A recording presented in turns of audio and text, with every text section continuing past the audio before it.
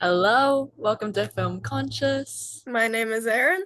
and my name is Maddie. If it's your first time here, hello. On this podcast, we discuss films and their various meanings and give our general take on them. We will chat about our favorite actors, scenes, songs, and many other important film stuff.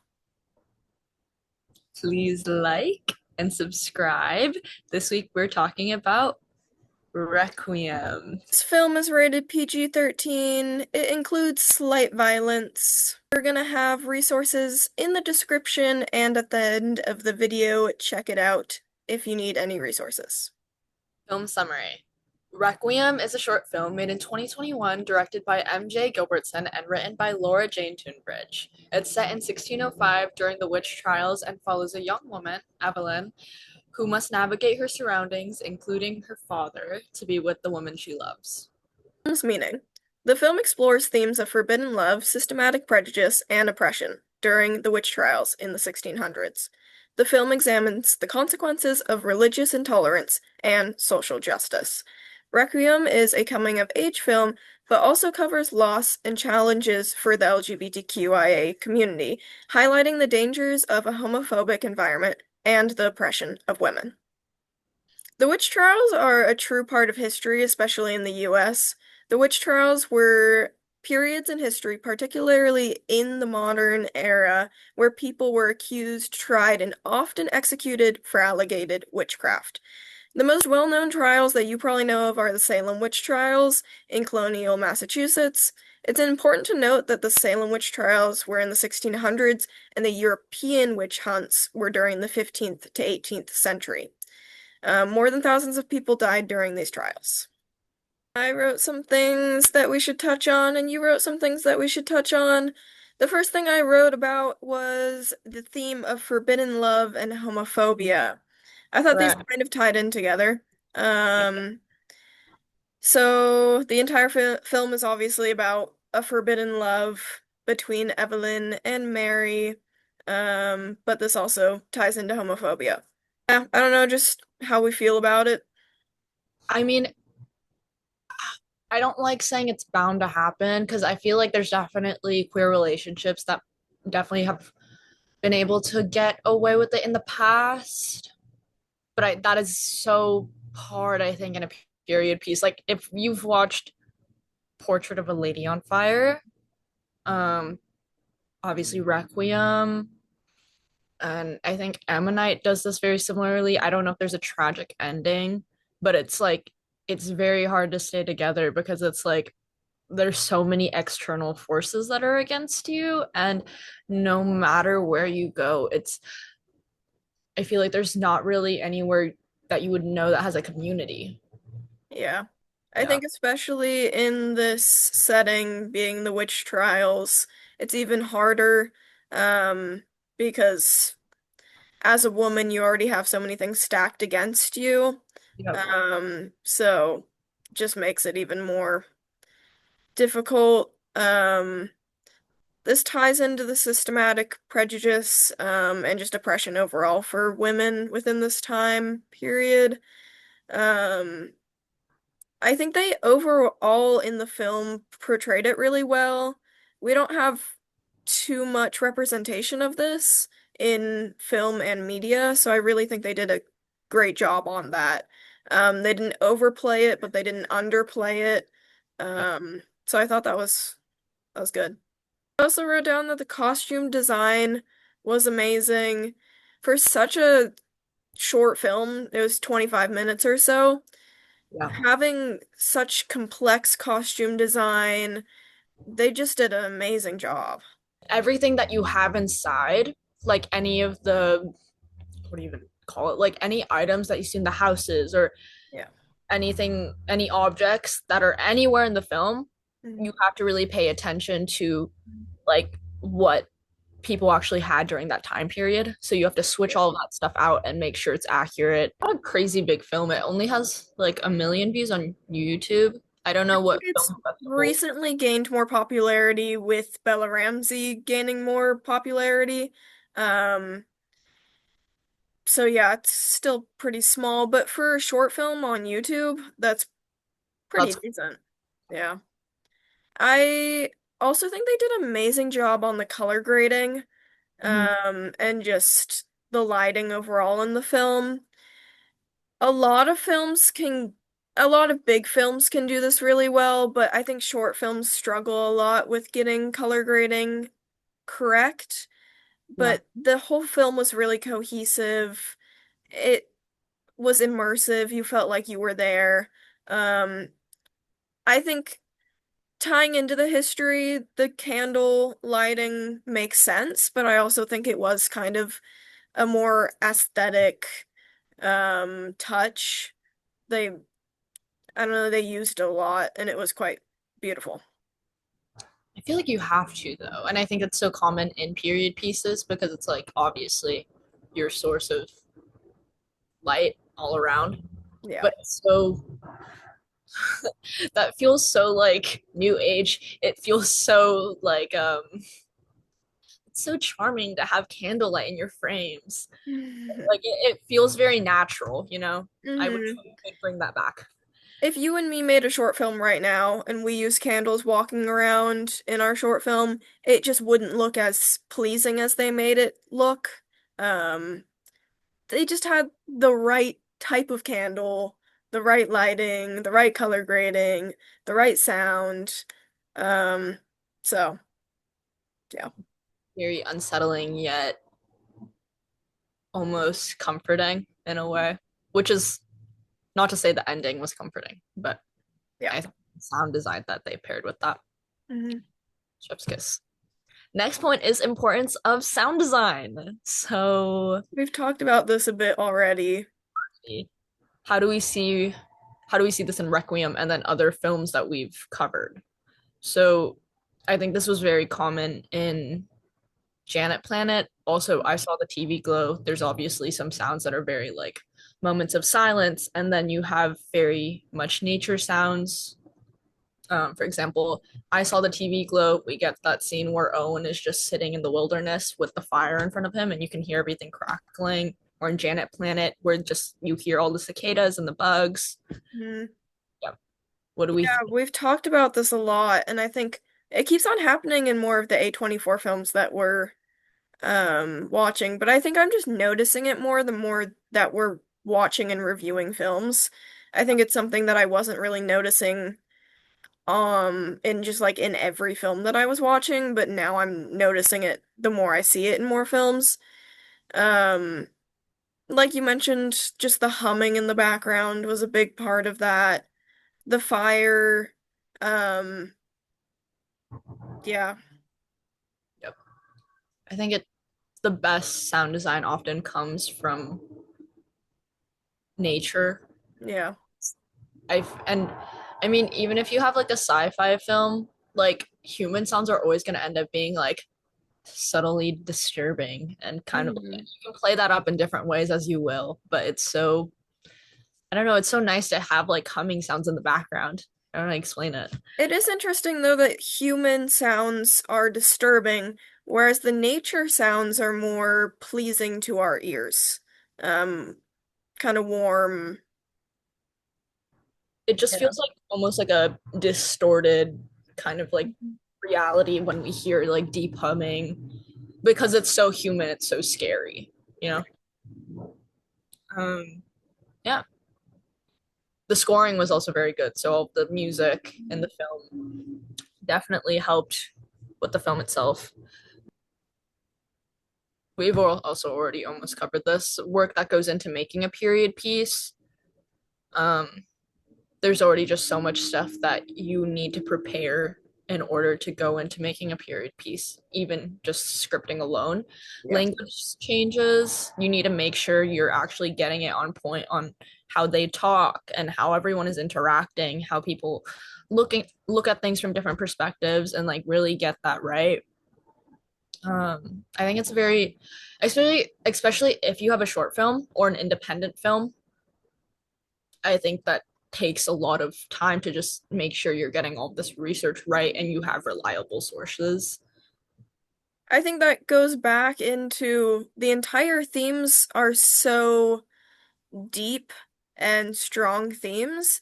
For only being 25 minutes, they covered those really well. I think it is just because they did so much time and research into all of these different historic events. So that was quite cool. They did that, like you said, with the language, just getting it perfect. Yeah. They did an amazing job. Shout out. I hope they make more films in the future because they don't have. Also, queerness is, I think, hard to research, especially for that time, because a lot of it accounts for maybe your makeup of that history. Mm, There might not be a lot of record on it, or if there was, it was trashed, you know? So, yeah. very interesting. I wonder how people end up coming up with that. What do you mean? I think because with queerness, I feel like a lot of that record would end up getting thrown away in the past, no? Or it could, Yes. unless it's very subtle, like in Yeah. readings, it can be But I subtle. think it is quite nice that films are showing that queerness has always been around, even if there isn't record of it. So I think it's not something they had to make up. They just knew was there, but there is no representation of it. Makeup, as in, like, they had to make up their own history for it because it Mm, wasn't present as like a material to look at. You know what I I mean? see. I see. Yeah, that's why I was asking. I was like, makeup. They didn't make it up. Yes. Um, so I wrote some points, and you did as well for just Bella Ramsey stuff mainly. We just fangirled for a second. I'm curious if you miss Bella's long hair or if you like her with short hair. She has longer hair in Birdie and the short film. The more recently and some of her older films, she has short hair. Do you prefer long hair Bella Ramsey or short hair Bella Ramsey? I think there's a lot to admire about both of them. Yeah. Do you feel like it switches up her character like charm, whether she has long hair or short hair? I think with the roles that she's done, like Birdie and this one, it okay. So I don't want to say that having long hair is a feminine aspect because anyone can have long hair, but I do think the roles that she has long hair are roles that are more feminine. Mm. Where when she has short hair, she's in more of a less feminine role. So I think it is very, even though I don't want it to be like female and male or in between, like it kind of is. Feminine and masculine attributes. Yeah, I would agree. It's definitely nice to see both long hair Bella Ramsey and short hair. Hmm. I think I think it plays into who Bella Ramsey is as a person, though, as well. Like, you don't see too many non-binary actors just in general. So seeing Bella feel okay with feminine and masculine characters is really nice. But always, there's always a sense of androgynous just aspect to her characters, no matter what. Yeah. I wanted to mention, I noticed the first time Bella Ramsey Evelyn screams in the film is voiced. So she's screaming, you can hear it. But then at the end of the film, it's unvoiced. I'm curious what this intention has. I mean I feel like it's obviously like a silencing. Or it's more subtle, but it's like it can be a silencing for, you know, like the first time she's trying to speak up, but we actually realize by the end that she's being silenced for her queerness. Mm, So, and I think this can happen in other films as well, where they end up taking out the sound just for the added effect of just like, no, you aren't heard by this community, and it yeah, you're suffering the pain, but there's no sound, there's no um in their eyes, no importance of it being there. It kind of hits harder though when you see someone screaming but you can't hear the scream. Yeah. Yep. Um, it feels real. It feels louder, actually. Mhm. It's almost like when you're dreaming and you are trying to scream but you can't. It has that same feeling of like you're trying so hard to scream but you literally can't, and you feel this like balled up emotion. It's interesting. Very, very like impactful in its nature. Hmm. Mhm. Um, it's also similar to is like when there's silence, like complete silence for a prolonged amount of time in a film, and then there's a really loud scream. So it's like that contrast, Yeah. loud moment, very quiet scene, you know? Mhm.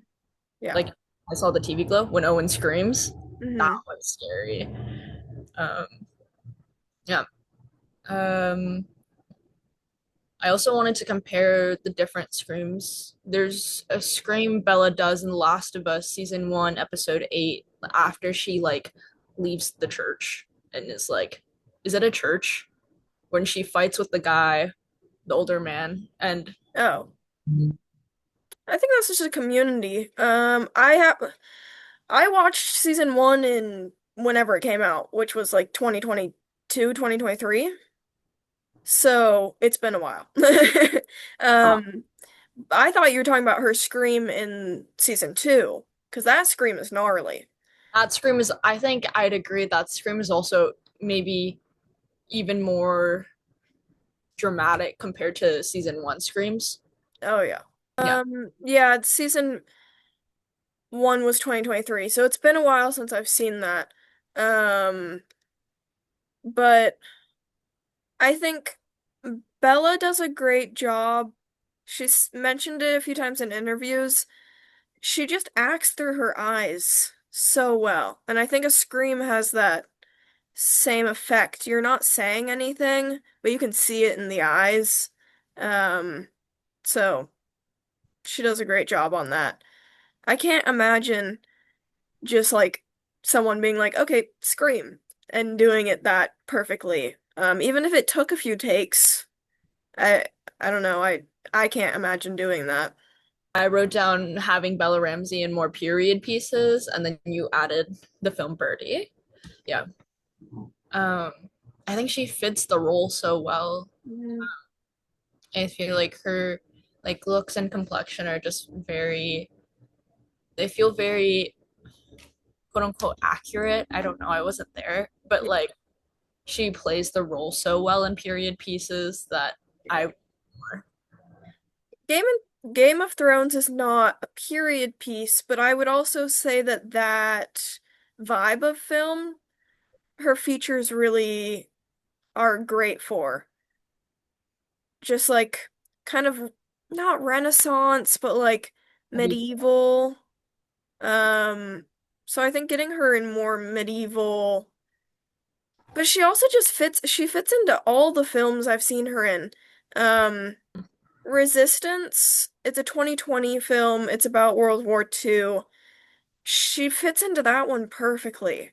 She's just really, really good at being dramatic without being overly dramatic. And that's a really amazing skill as an actor. His Dark Material, she only shows up for a few episodes. Um, that's a great show, by the way, but she is there for a bit. Um, Fits into it fine.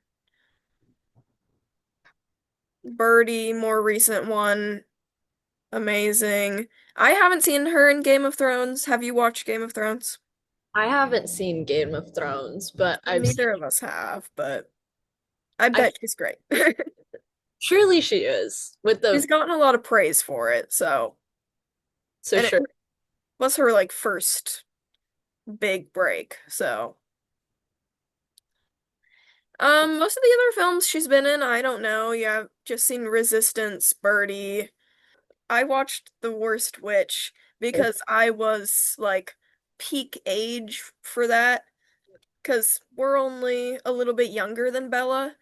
So, um, I think we were like practically the same age when she was in that TV series. It's funny. It's funny looking back at it. I thought it was like the greatest thing ever, also because I was obsessed with Bella Ramsey, but um, it's funny. It's a classic Netflix. I feel like a lot of people haven't seen it though. Like even, Yeah, it's not popular at all. Um, but it's I think as a young kid watching it was like, wow, this is so good. yeah, and it's not good at all, but yeah. It's so bad, it's good.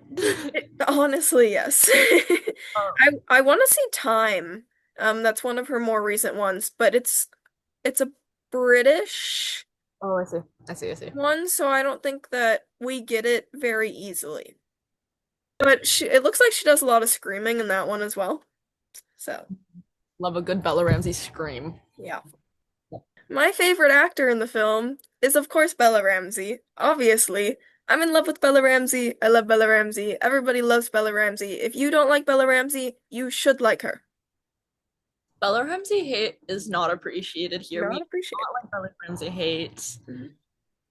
Obviously, she's also my favorite actor in the film. Duh. And yeah, we love Bella Ramsey. If you've watched The Last of Us, we would love to talk about it. True. We could make an episode if we reach approximately one like. One like, and we'll talk about The Last of Us. Please. Favorite quotes in the film. Um, okay, I chose one from that lines up from both Evelyn and Mary. So Evelyn says, "You swore to stay concealed," and then Mary says, "You worry needlessly." And I think it just shows like how differently they perceive the idea of getting caught, because obviously the ending is very tragic. Yeah. And even by the end, Mary is just like, "No, we can just run away. It's gonna be okay." And then Yeah. My favorite quote, I chose one Evelyn said, "Surely with adequate investigation, light shall be shed upon the truth." She's saying this to Minister Gilbert, her father. I think, I don't know, it was really like showing of her character. She believes that there's light in everyone, and like if people really just like went with evidence, then you could show that people are not witches, they're just normal people. Um, I also put down when Evelyn says, "I do love her." She says it really with like a truth in her voice. We don't know how deep their relationship really is. Maybe they've been friends for their whole lives, maybe just recently. But I don't know, she just said it so truthfully, and it was quite pretty. yeah, light shall be shed upon the truth. It was shed in a different way. Fortunately, yes. Unfortunately. Okay. Favorite moment. We both chose the same favorite moment. It's I It's called it the tree scene, you called it the meadow scene. There's a tree and it's in a meadow. About midway in the film, we see Evelyn and Mary both interact in this moment. Um, I feel like it's quite common in many romance films to have people laying in fields of grass. For this one, it's like a dry wheat grass. It's just really beautiful. It's cinematic. It's really sweet. Um, yeah. it's like a very heartwarming moment. They're Mm. obviously very cutesy. It's like first love, very intimate. The way they look at each other in the film, especially in that moment, is very intimate. Um, and then Mary makes Evelyn a ring out of the dry grass, and I thought that was kind of like mirroring a wedding proposal almost in a way because it was like she put it on so slow and they were both looking at each other. Very sweet. It reminds me also of even if you don't go as far as a wedding, more of like a friendship ring, um, you can look at it in that way. It's just like a we'll be together forever type of ring. Um, I Oh, also thought that the ending scene, that ties back into the ring. The ring is quite symbolic of the ending. The ending's very dark, but I really like the lighting. It's fire. I feel like the whole film has a lot of candle and fire lighting, and it has a very surreal, magical feeling to it. So I really enjoyed that. even though it's like so devastating, it's very like it feels very immersive in the way that they chose the lighting, Mhm. everything. Overall rating, we both gave this pretty high rating. I said 9.5 and you said 9 out of 10. I said for being a short film, I've seen quite a few short films, and I think this is one of the best ones I've seen. It has a large, um, just like directing team and design team, so that helps. Um, it has some amazing actors, but I think it's, yeah, one of the best ones I've seen for a short film. I think it's also like important to add that period pieces I think I've only seen as like feature films, Mhm. full length films, and if you have to do so we'll go into this later, but you have to do so much research and there has to be so much development for a period piece just because like the language is different, all of, like the items in the house are going to be different, traditions are different, normalities are different, so many Mhm. different things.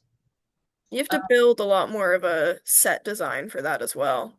and to make that feel very real is Hmm. hard. I think the team and the actors themselves just did such a great job with that. Yeah.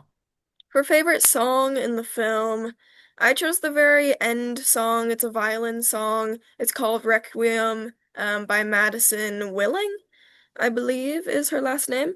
The film has its own sound designer and sound mixer, so the music is provided by the sound design team, and they did a really amazing job, and I really loved all of the music and the background sounds and songs. Every single sound, Every single sound was good. was good. It was really good. I chose Dancing Flames by Madison Willing as well as Dream Turn Nightmare by Madison Willing. I think everything has kind of like a magical aspect to it in the sense that there's humming Hmm. like subtly in the background of each song, and I thought that was a really nice touch. Or if like in Hereditary, if you've watched Hmm. that, I think that's very popular. Um like I think there's like deep humming and then also obviously there's a lot of play with sound design in the sense Yeah. that there's clicking with Hmm. Charlie. One second. And clickers really just ties into this other thing that Bella's in that is really amazing that you should all watch. I wonder what. I wonder what I'm talking about. It's like the last of something. The last of them, Also the last them. of they, the last of us. Right. Wow. Mm. Yeah. I don't know. There's like this calling, I think, to the people that they need to go watch it. Yeah. There's like a special person that's also in the Requiem, Bella Ramsey. You guys should go pay attention to that.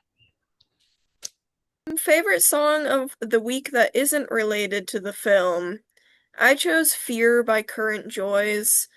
It feels like a fall song to me, but it's a good song. You should listen to it. Just the bop. Summer is a good time for fall songs to kick it.